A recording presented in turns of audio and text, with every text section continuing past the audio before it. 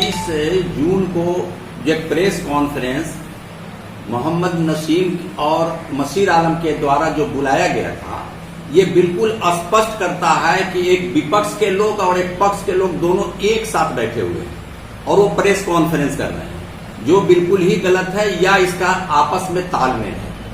उन्होंने एक अपने प्रेस कॉन्फ्रेंस की जो विज्ञप्ति जाहिर की है, उसमें एक शब्द स्पष्ट रूप से दे रहा है कि हमारे सचिव मशीर आलम लिखते हैं कि झांसा में रखकर अपने ही घर के 5 मेंबर को माने उन्होंने कमेटी में रखा।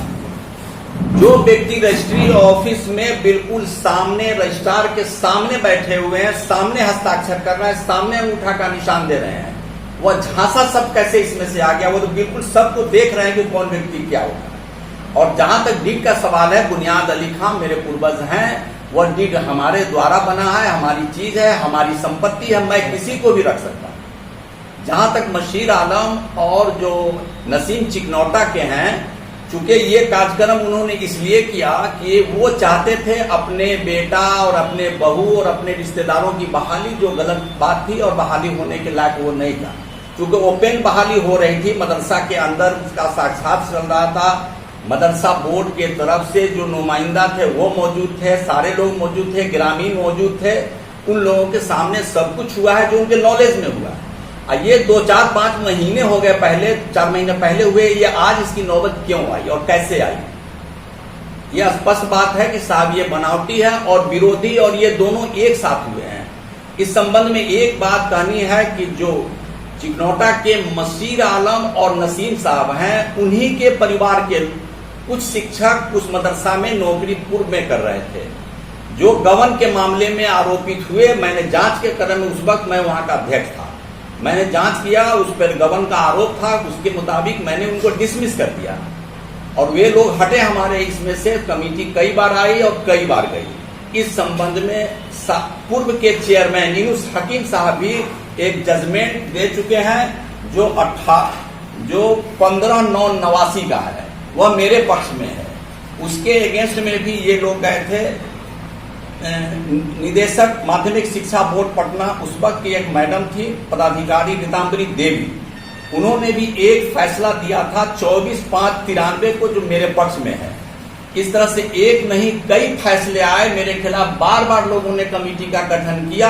ये वही लोग थे जो मदरसा को डिस्टर्ब करना चाहते। आज उसी रूप में ये नसीम साहब भी आए हैं, और नसीम साहब पूर्व में चूंकि उनकी जो कमेटी बनी थी वह हाईकोर्ट कई बार गए, लेकिन सब जगह से आज तक कोई भी कमेटी का, किसी के कमेटी का अप्रूवल नहीं है।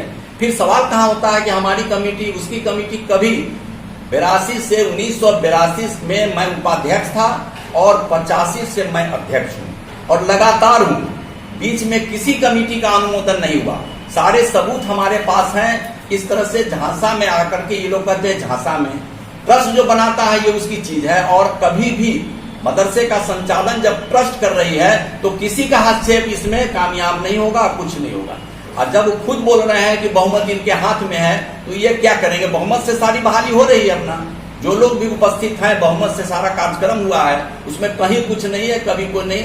चूंकि किसी के इशारे पर, किसी के बहकाने पर ये लोग इसमें ये प्रेस कॉन्फ्रेंस करके मेरे खिलाफ, मेरे प्रतिष्ठा से खिलवाड़ करने का साजिश किया है। दूसरी बात यह है कि जब मैं प्रबंध समिति का अध्यक्ष 85 से हूं और ये राजद का जिला अध्यक्ष मैं 20 में हुआ, तो 20 इतना दिन पहले कौन आदमी थे कि हम अपने शक्ति का उपयोग कर रहे थे? मैं अपने कागज और अपने पेपर का उपयोग कर रहा था और मैं हक पर था। जहां तक मदरसा के अध्यक्ष का सवाल है, यह बात मदरसा के अध्यक्ष तक ही रहना चाहिए, उसमें राजद के जिला अध्यक्ष का नाम कहीं आना नहीं चाहिए। ये गलत है और ये पार्टी को बदनाम करने की उन लोगों की साजिश है जो इस पार्टी में गलत तरीके से, दूसरे पार्टी के लोग इसमें घुसे हुए हैं और घुस करके इस पार्टी में भी कुछ लोग जो नामित हैं इसमें, जो लिख रहे हैं अल्पसंख्यक के ये हैं, वह गलत लोग इसमें घुस करके पार्टी को बदनाम कर रहे हैं। उनको कभी भी राजद अध्यक्ष की चर्चा नहीं करनी चाहिए था, इसलिए कि राजद अध्यक्ष 20 में आए हैं और इस पार्टी मदरसा का अध्यक्ष मैं 85 से। इस संबंध में स्पष्ट है कि जितना भी उनके द्वारा जो भी कामकाज किए गए हैं, जो भी विवाद दिया है, उस सब को मैं खंडित करता हूं। वह सब गलत और बेबुनियाद है। उन चिकनौटा के जो मशीर आलम आए, नसीम आए, उन लोगों ने कहा कि हमसे जो गलती हो गई उसको माफ कीजिए, हमको कमेटी में शामिल, हम कि मदरसा की सेवा करेंगे।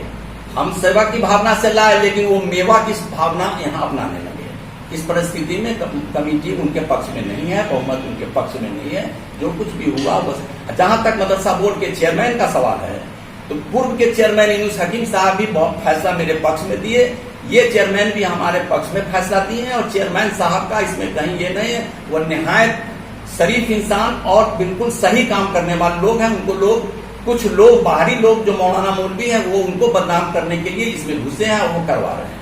मदरसा के चेयरमैन बिल्कुल नाइस आदमी है, बिल्कुल सही है, यही मेरा कथन है।